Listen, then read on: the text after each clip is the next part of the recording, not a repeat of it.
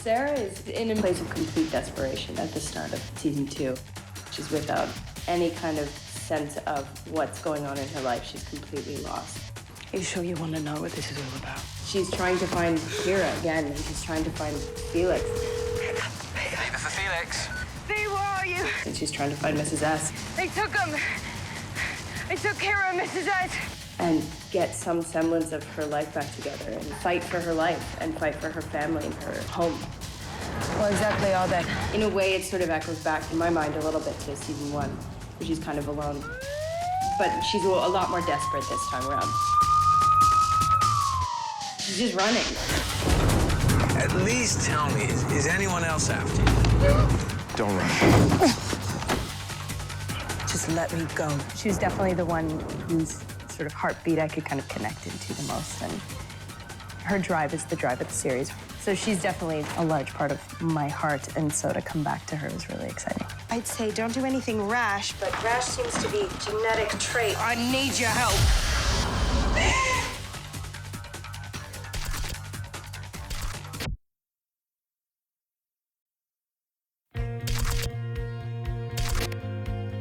I'm Kasima. Casima's our resident geek, but she's not a typical geek. Whoa. I think she's like the coolest clone. She's kind of a hippie. She's really West Coast. She's extremely smart. PhD student, evolutionary developmental biology. She's also a really sensual geek, which I think is great, getting all the geeks feeling sexy. My sexuality is not the most interesting thing about me. Season 2 picks up with her now facing her mortality. I'm sick, Delphine. She's facing death, and she's facing illness and the degeneration of her body and something very unknown happening inside of her.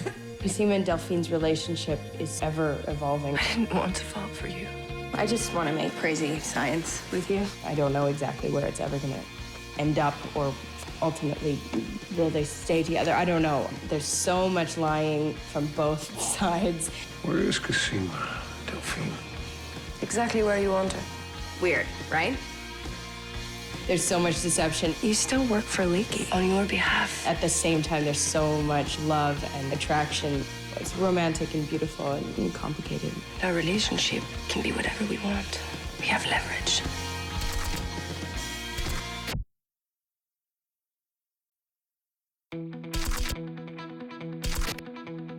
Stupid suburban Allison. Quite the opposite. You're a pragmatic and decisive individual. I know John Fawcett has always been an advocate for Allison, so I think he's really pushing the kind of expansion of her story. We love you, Allison.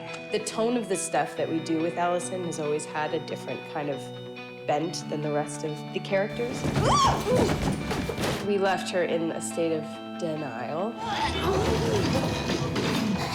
Ainsley? And I think she's kind of still there. I don't want to know anything. Everything that happened to her last season has completely changed the fabric of her life.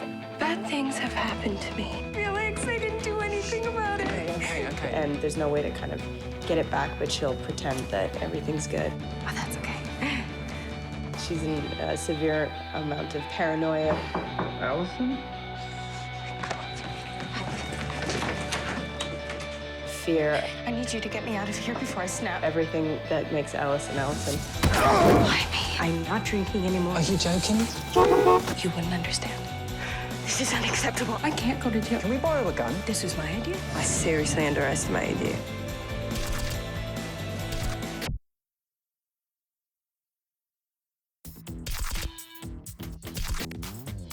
Felix is a survivor with a very interesting flair.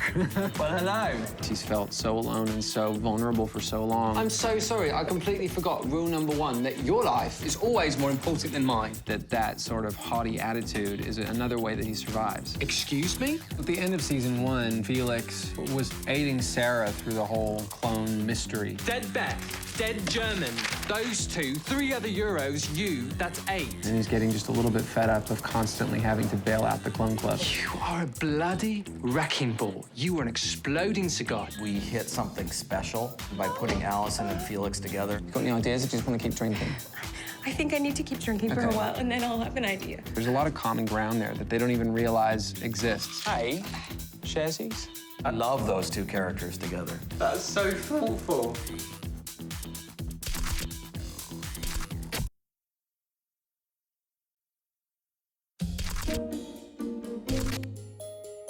have big plans for all of our characters this season. Every time Graham and I get together and talk about Allison's storylines for season 2, we laugh hysterically. Morning, Mrs. Hendricks. I have a friend who needs a peacemaker. We get a lot of dark comedy and paranoia and suburban shenanigans out of Allison.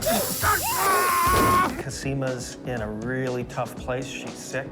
She's one of my favorite characters, along with Sarah. Right now is the time to resist our predisposition to impulsive behavior. We need a plan. Sarah's gonna bring the heat and bring the pain.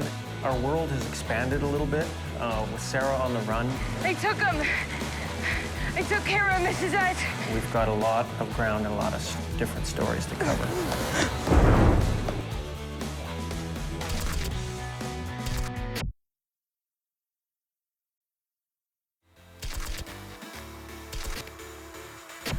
My name is Casima.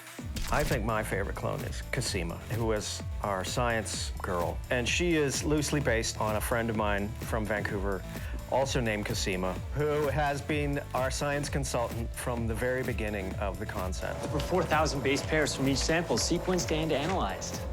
Awesome. When Graham asked me at one point if I minded, he named a character after me, named Casima. I thought he was joking. So you're the scientist the German was on about? Yes, well, PhD student, evolutionary developmental biology. Real Casima helps us with the science and the larger picture of where the science fits into society. That's crazy. And the themes that we might be working with that we're not even aware of. That's a big part of the process. Environment, that's individual, right? I mean, that's the whole nature-nurture question right there. And we try not to sacrifice the accuracy, but it's science fiction. It's not a documentary. It's not magic. It's just stem cells, you know?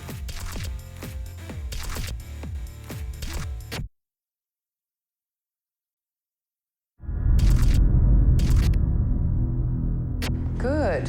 You made it. You're not going to shoot me, Sarah.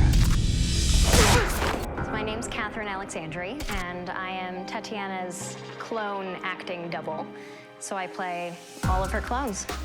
My role on the show was to be a helpful asset to Tatiana so that she's not acting off of a tennis ball or a mark of tape on the wall. We got shoulder line up, we got lip line up, we got nose. Her eyes are dead on where Catherine's eyes are. I love that. Catherine is sort of a bit of an unsung hero on the show. She's the person that Tat's always playing off and is developing the blocking of the scene with Tat as she goes. So she's an incredibly skilled actor in her own right. I'm there to really try to embody her characters and give her the same energy and the same persona and the same dialects. Catherine Alexandria, she's incredible because she's rarely seen on screen. Her face is never seen on screen. And yet she does all the same work that I do, all the backstory work, all the scene work, and brings a full life and a full performance every day on set for me to play up. I guess the most difficult part is that I'm playing Tatiana, playing one of her characters, but I always come at it as an actor and throw out my ideas on it, and then we tweak from there. Cut.